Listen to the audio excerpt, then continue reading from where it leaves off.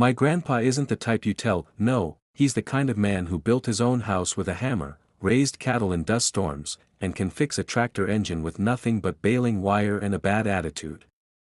He's 82 now, but he still wears boots every day and runs his ranch like he's got 100 years left in him. So when the HOA Karen tried to stop him from putting up a fence, she picked the wrong cowboy to mess with. It started simple. Grandpa wanted to put a split-rail fence along the edge of his yard. Nothing crazy, just a rustic line of cedar posts to keep the neighbor's dogs from running through his vegetable garden. He went down to the hardware store, bought posts, cement, and wire, and started digging. That's when Karen showed up. She's the HOA president of the little subdivision that was built next to my grandparents' property. Technically, their lot isn't even in the HOA, but that's never stopped her before. She strutted across the lawn with a clipboard like she was a general going to war. "You can't build a fence without HOA approval," she announced. Grandpa wiped sweat from his forehead, leaned on his shovel, and said, "Good thing I'm not in your HOA." Karen narrowed her eyes. "Your property borders ours.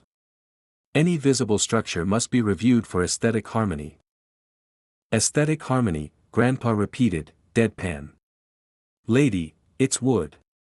You got a problem with trees too?" She huffed, scribbled something on her clipboard, and left. Grandpa figured that was the end of it. But 2 days later, a certified letter arrived, cease and desist. Unauthorized construction in violation of HOA bylaws. Grandma nearly spit out her coffee laughing. They don't even have jurisdiction.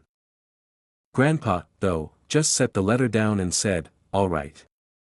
If that's how they want to play."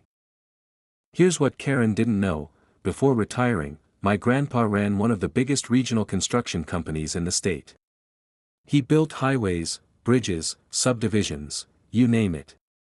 And though he sold most of it years back, he'd kept quiet shares in the parent company that manages the very subdivision Karen lives in. So he made a phone call.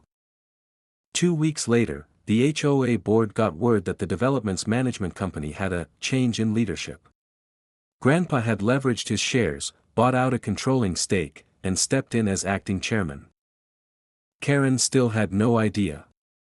She was too busy bragging at the HOA meeting about putting that old man in his place. Then came the next letter. Not to Grandpa, but to Karen. "Effective immediately, you are hereby removed as HOA president. Your position has been dissolved by directive of the property management company. Please return all association property, including keys and records, within 7 business days." She stormed out of her house and pounded on Grandpa's door, waving the letter like it was a death warrant. "You can't do this," she shrieked. Grandpa calmly sipped his coffee. "I didn't. Your employer did." Her face went pale. "My employer? Oh, didn't you know?" He leaned forward with a grin. "I own the management company now." She sputtered, nearly choking on her own outrage. "Why you, this is harassment." "Harassment?" Grandpa chuckled. "No, ma'am. Harassment is sending me fake legal threats over a fence. This," he gestured to the letter, "is just business." And then came the kicker. Karen's son worked maintenance for the subdivision. His only real qualification was being related to Karen. Grandpa reviewed the payroll, saw the nepotism, and, politely but firmly, terminated his contract. When Karen demanded answers, Grandpa just tipped his hat and said, "Tell him to look for work at a company that builds fences. Might learn a thing or two." By the end of the month, Grandpa's cedar fence was finished. It stood tall and sturdy, each post sunk deep, rails straight as a rifle barrel. And every time Karen drove past, she had to see it, the fence she tried to stop, built higher and prouder than ever, standing as a monument to her failure. As for Grandpa, he eventually handed daily operations of the management company over to someone else. Said he was too old to deal with HOA nonsense full-time. but not before leaving one final directive in the bylaws. No restrictions on fencing, barns, or outbuildings shall apply to properties bordering agricultural land. Translation: Karen could never mess with him again. Now, whenever I visit, Grandpa likes to sit on the porch, sip his coffee, and nod at that fence.